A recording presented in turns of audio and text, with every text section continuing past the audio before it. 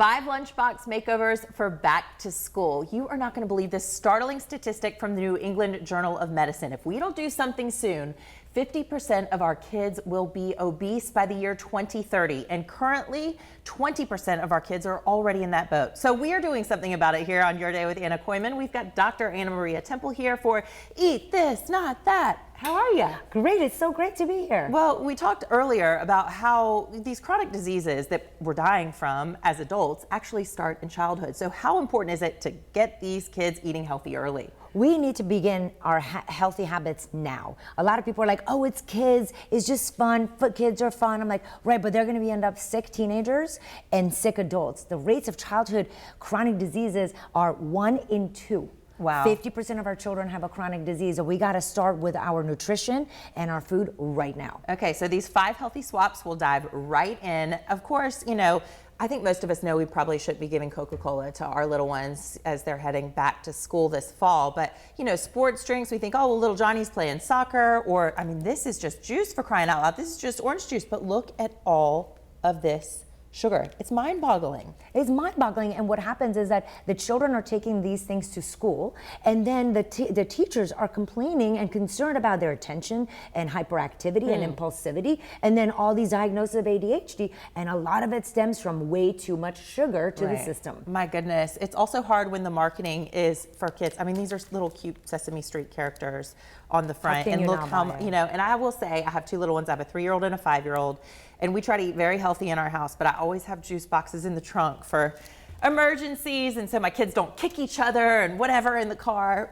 But how do I get my kids off of eating and drinking juice boxes and asking for them all the time? So one option is when to stop buying them. What I usually tell parents of 3 and 5-year-olds is the children don't have a driver's license and they don't have money, so they can't go to the store. I'm like, it's a short chain supply, whatever that's called. I'm a foreigner, but they've ran out of juice at the store. Right. We've ran out of money for juice. Yes. And it doesn't matter. And for the children, when my children went through this transition, I started with a juice box every other day, then it was once a week, then it was once a month, and then I just stopped buying it all together. Okay. And over the next couple of months, they simply just stopped asking about it. So they eventually stop asking if we stop buying them. Correct. That's a good tip. But if they know you buy it and they know it's in the house, they'll continue whining, complaining until you give in. Yes, how funny. Well, sometimes when my kids want things that I just personally want to eat and I don't want to share, I tell them it's spicy. So I get another option as well. Great point. Okay, let's talk about swapping ice cream and dairy desserts for fruit. Why do we want to do that? So in school, having a lot of lunch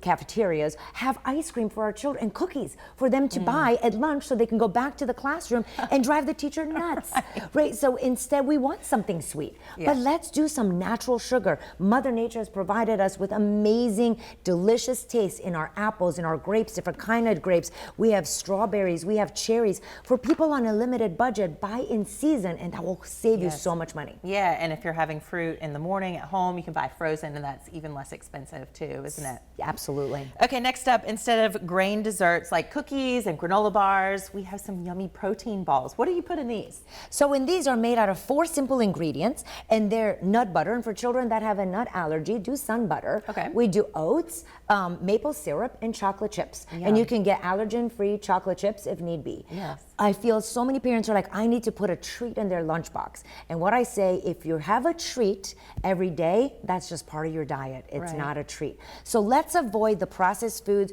with tons of sugar and preservatives and make some natural protein balls that it literally took me 5 minutes to make them before coming here today. We just have to culturally make that mindset shift for all of us, don't we?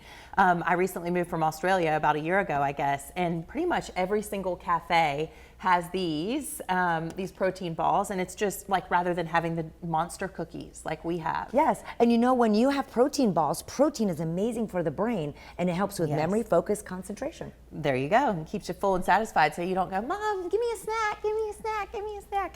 Okay, next up, very often we have mystery meat in our school cafeterias, or even if we get a Lunchable For Oh, crying out loud. Lunchables. Oh. So how about a homemade Lunchable? Yeah, so all the kids, they just want to put something together. They want to be fun in the lunch boxes, but parents are exhausted and tired and they don't want to make it super complicated. So when I make a Lunchable for my children, okay, they're 22, but when they were younger, I did. And so I did some crackers, I did some pepperoni, I added some nice organic tomato sauce, and these little mozzarella balls, oh my God, they're the cutest thing ever. I have them here because they're from Trader Joe's. They're just so cute.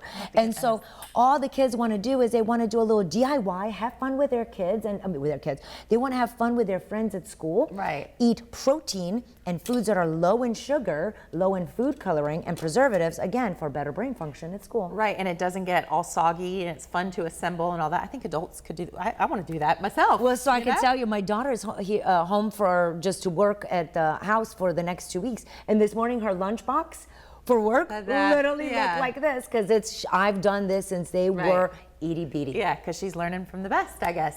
How about chocolate milk? You've got a healthy swap for that as well. Chocolate milk, again, do we need chocolatey things in our lunchbox? No, but for people that must have chocolate milk, you can change out to the almond milk chocolate milk. It has less sugar, less ingredients.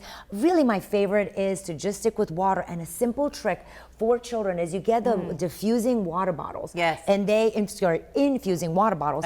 And you have little baskets, and you open the bottle, you take the basket out, have the kids put strawberries, basil, maybe cucumber slices, whatever their mint, favorite thing is. and then have them make a concoction. Put the basket in, close it, leave it in the fridge overnight. Now it's infused the water all night long. So in the morning we have healthy water without added sugar. And then when they go to school, do you leave the fruit in there, in the infused ones? Yes. Yeah. Yeah. And that's kind of fun. They're setting an example for their kids too.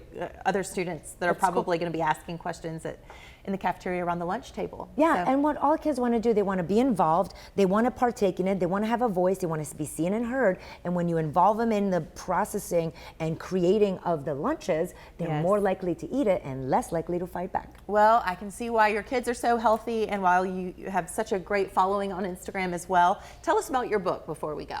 So the book is Healthy Kids in an Unhealthy World, and I give you all these healthy swaps. I tell you what to look for in the products that you buy for your family. I give you alternatives because knowing and doing are two different things. Yes. And what my parents want to know is like, that's awesome, not eat this, but seriously, what should we get instead? Yeah, well, hopefully everybody at home had a great time with the Eat This, Not That. And you can find out a lot more from Dr. Anna Maria Temple on her Instagram page. I love it because the tips are very tangible, things that you can do and act on like right there in the moment. So thank you so much. And if you did enjoy this, make sure you subscribe so you get notified when we release our next video.